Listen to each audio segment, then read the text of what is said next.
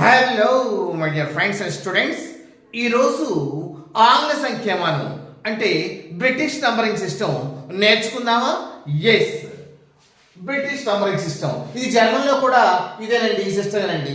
మళ్ళీ ఫ్రెంచ్ అదంతా కూడా కొంచెం డిఫరెంట్, కానీ జనరల్గా మనకు ఇంటర్నేషనల్ సిస్టమ్ అంటే బ్రిటిష్ సిస్టమ్ నంబర్ సిస్టమే వస్తుందండి.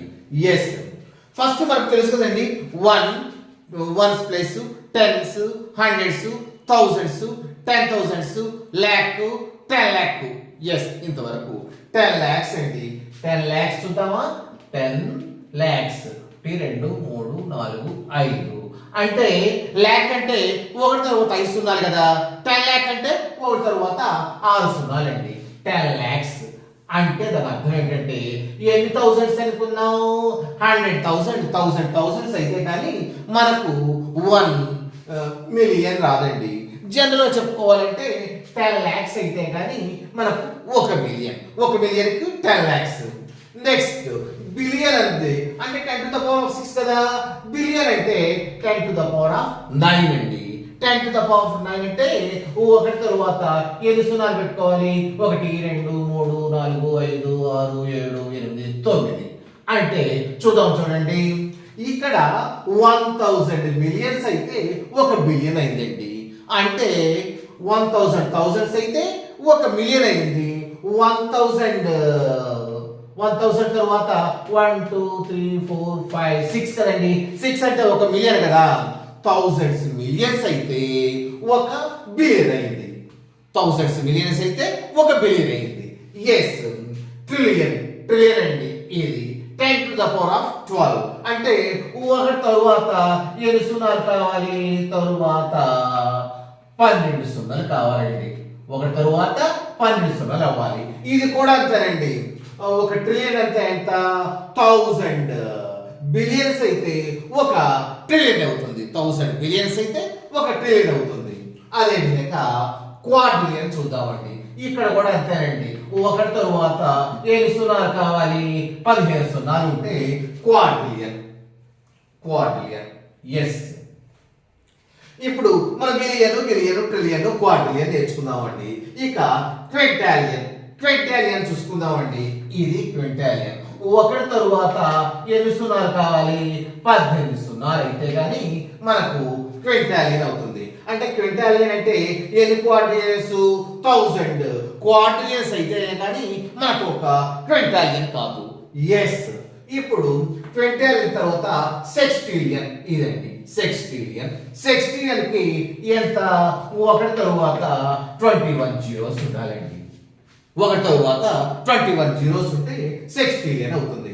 అంటే ఎన్ని క్వింటాలియన్? సెక్స్టిలియన్ 1000 క్వింటాలియన్స్ అయితే కానీ ఒక సెక్స్టిలియన్స్ కాదు. ఎస్, ఇది ఎందుకు చెప్తున్నానంటే ఒకసారి మనం ఆ జీరోస్ కొంచెం మనం 6 12 అట్లా 6 డిఫరెన్స్ గా వేసేసుకున్నాం. దాన్ని మిస్టేక్ ని కరెక్ట్ చేయడానికి ఐఎమ్ వెరీ సారీ. ఆ విధంగా ముందు వీడియోలో అట్లా చేశాను, అందుకని మరలా ఇది చెప్తున్నానండి. ఇంకొకసారి చూస్తారా? నేను 60 40 60 40 30 40 ఇయర్స్ నుండి ఒక ప్రిన్సిపల్ గా చేసేసి ఆన్లైన్ సిస్టమ్ వచ్చింది కాబట్టి మళ్ళీ మీ దగ్గరికి వచ్చిన ఆ యొక్క విజ్ఞానం అంతా మీకు ఇవ్వాలని వచ్చారు కదా. మరి నేను కష్టపడుతుంటే నన్ను ఎంకరేజ్ చేయాలి కదా. లైక్ చేయండి, సబ్స్క్రైబ్ చేయండి, షేర్ చేయండి. Yes, thank you. Let us go to the point. Quintillion అంటే 10 to the power of 18 అయిపోయింది. సెక్స్టిలియన్ అంటే ఒకటి తరువాత 21 zeros. ఇక సెప్టిలియన్ అండి. ఇది మనకు సెప్టిలియన్. ఇక్కడ ఒకటి తరువాత మనకు ఎన్ని జీరోస్ ఉండాలి? 24 zeros ఉండాలి. ఎంత అంటే ఎంత? సెక్స్టిలియన్స్. ఎన్ని క్వింటాలియన్స్ అయితే ఒక సెక్స్టిలియన్ అవుతుంది? 1000 క్వింటాలియన్స్ అయితే ఒక సెక్స్టిలియన్ అవుతుంది. ఎస్, ఇక సెక్స్టిలియన్ అయిపోయింది కదా. సెక్స్టిలియన్ అయిపోయింది. ఇప్పుడు సెప్టిలియన్ కూడా అయిపోయింది. ఇప్పుడు ఆక్టిలియన్ నేర్చుకుందామండి. ఇది ఆక్టిలియన్. ఆక్టిలియన్ అంటే ఎంతండి? ఒకటి తరువాత 27 సున్నాలు ఉంటే 27 zeros ఉంటే కానీ మనకు ఆక్టిలియన్ కాదండి. ఆక్టిలియన్ అంటే ఎంత? ఎన్ని సెప్టిలియన్లు? 1000. ఆ సెప్టిలియన్ అయితే ఒక ఆక్టిలియన్ అవుతుంది. ఎస్, నానిలియన్ అండి. ఇది నానిలియన్. నాన్ యూనియన్ అంటే ఒకటి తరువాత ఎన్ని సున్నాలండి 30 జీరోస్ ఉంటే మనకు నాన్ యూనియన్ అవుతుంది. అంటే 1000 ఆక్టిలియన్స్ అయితే ఒక నాన్ యూనియన్.